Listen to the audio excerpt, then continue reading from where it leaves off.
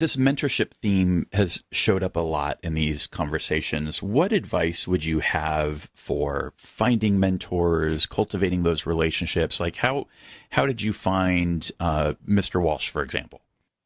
Well, I think it's just finding someone that you look up to is a really critical part of it. Because if you admire them, chances are that other people admire them, and that's going to lead you to something I think that could possibly lead to your success. So I think it's number one, it should always be somebody successful.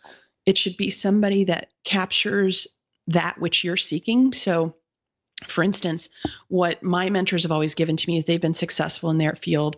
Typically, they don't have to be a person who's older than you are. It could be somebody that's a peer. It could be somebody younger, depending on what you're seeking. A lot of times, though, mentors do tend to be people who are further along in their careers.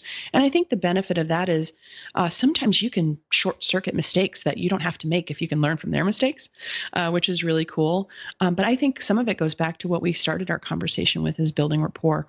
So you have to have something in common. You have to have something that is a spark between you and a potential mentor. And then a lot of companies, if your companies have formal mentoring programs, that can be a good way to just get an experience for what it's like. If a company doesn't do a mentoring program, or if they don't have a formal one, you can always have informal mentors. Currently today at Percolate, I am an informal mentor for a load of people in our mid-market group, which has just been a real honor for me.